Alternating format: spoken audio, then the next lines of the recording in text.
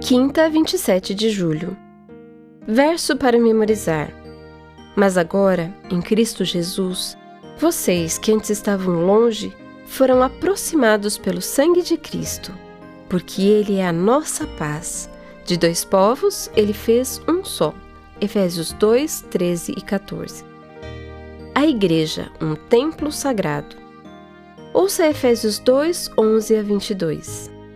Portanto, lembrem-se de que no passado vocês eram gentios na carne, chamados incircuncisão por aqueles que se intitulam circuncisão, que é feita na carne por mãos humanas. Naquele tempo vocês estavam sem Cristo, separados da comunidade de Israel e estranhos às alianças da promessa, não tendo esperança e sem Deus no mundo.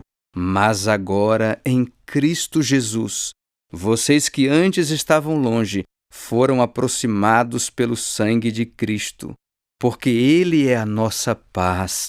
De dois povos Ele fez um só, e, na sua carne, derrubou a parede de separação que estava no meio, a inimizade.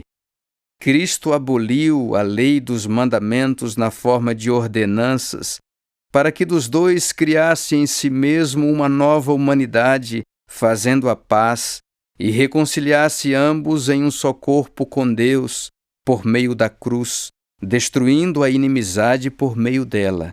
E quando veio, Cristo evangelizou paz a vocês que estavam longe, e paz também aos que estavam perto, porque por meio dele, ambos temos acesso ao Pai em um só Espírito.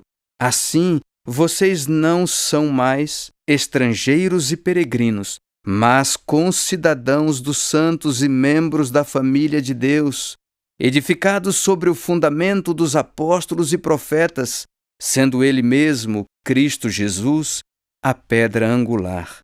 Nele, todo o edifício bem ajustado cresce para ser um santuário dedicado ao Senhor. Nele também vocês estão sendo edificados, junto com os outros, para serem morada de Deus no Espírito. Pergunta 6. Que conjunto culminante de imagens Paulo usou para assinalar a unidade entre judeus e gentios na Igreja? Efésios 2, 1 a 10 ensina que vivemos em união com Jesus, enquanto os versos 11 a 22 ensinam que vivemos em união com os outros como parte de sua Igreja. A morte de Jesus tem benefícios verticais no estabelecimento de nosso relacionamento com Deus e horizontais na consolidação de nosso relacionamento com os outros.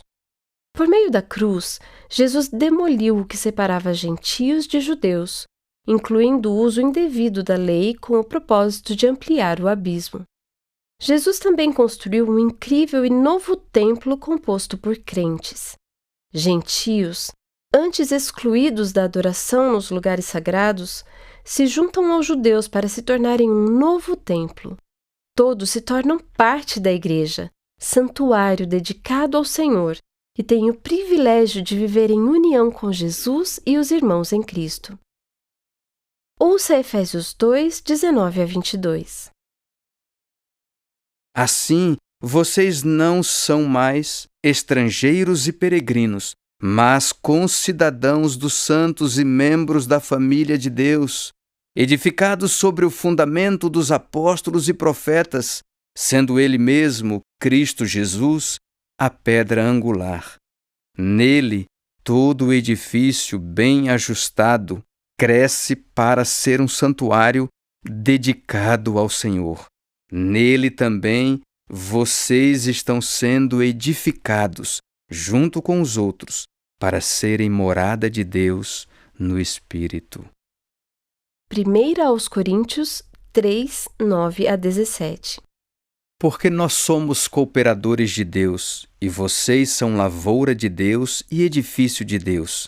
Segundo a graça de Deus que me foi dada, lancei o fundamento como sábio construtor, e outro edifica sobre ele.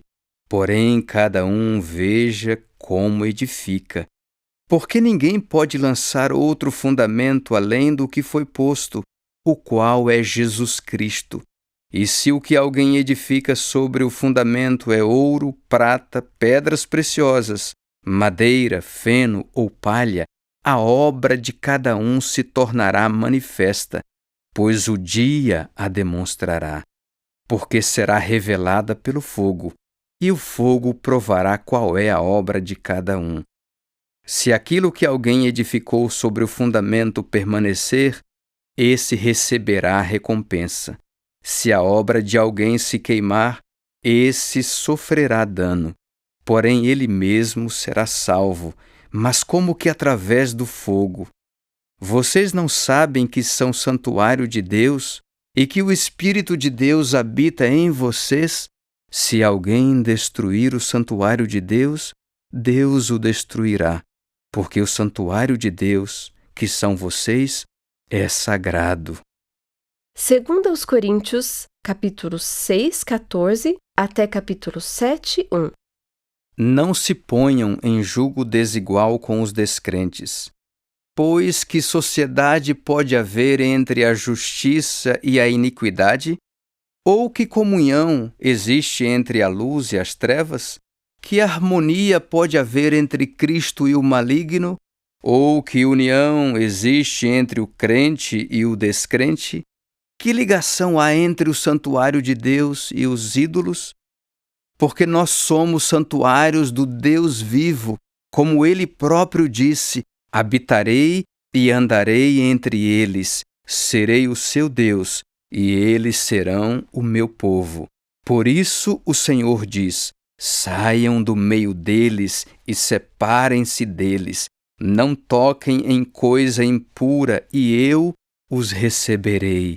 Serei o pai de vocês, e vocês serão meus filhos e minhas filhas, diz o Senhor Todo-Poderoso. Portanto, meus amados, tendo tais promessas, purifiquemo-nos de toda impureza, tanto da carne como do espírito, aperfeiçoando a nossa santidade no temor de Deus. 1 Pedro 2, 4 a 8. Chegando-se a ele a pedra que vive, rejeitada sim pelos homens, mas para com Deus eleita e preciosa. Também vocês, como pedras que vivem, são edificados casa espiritual para serem sacerdócio santo, a fim de oferecerem sacrifícios espirituais agradáveis a Deus por meio de Jesus Cristo. Pois isso está na Escritura: eis que ponho em Sião uma pedra angular, eleita e preciosa, e quem nela crer não será envergonhado. Portanto, para vocês, os que creem, esta pedra é preciosa, mas para os descrentes, a pedra que os construtores rejeitaram, essa veio a ser a pedra angular, e pedra de tropeço, e rocha de ofensa. São estes os que tropeçam na palavra, sendo desobedientes para o que também foram destinados. Pergunta 7. Como comparar o uso da metáfora da igreja como templo nas passagens lidas? Paulo empregou a metáfora do templo para representar a igreja, numa figura culminante da plena inclusão de gentios na igreja. Antes banidos da adoração no pátio de Israel, no templo, eles não só ganharam acesso, mas se tornaram materiais de construção para o novo templo, para a morada de Deus no Espírito. Os autores do Novo Testamento empregaram a metáfora do templo para visualizar a santidade da igreja, o papel de Deus na fundação e no crescimento da igreja e a união dos crentes dentro dela. A metáfora foi usada em conjunto com a linguagem biológica, onde o templo cresce, e o processo de construção foi frequentemente realçado. Também vocês estão sendo edificados junto com os outros. Em vez de uma imagem estática, a igreja é capaz de reconhecer sua identidade como santuário do Deus vivo.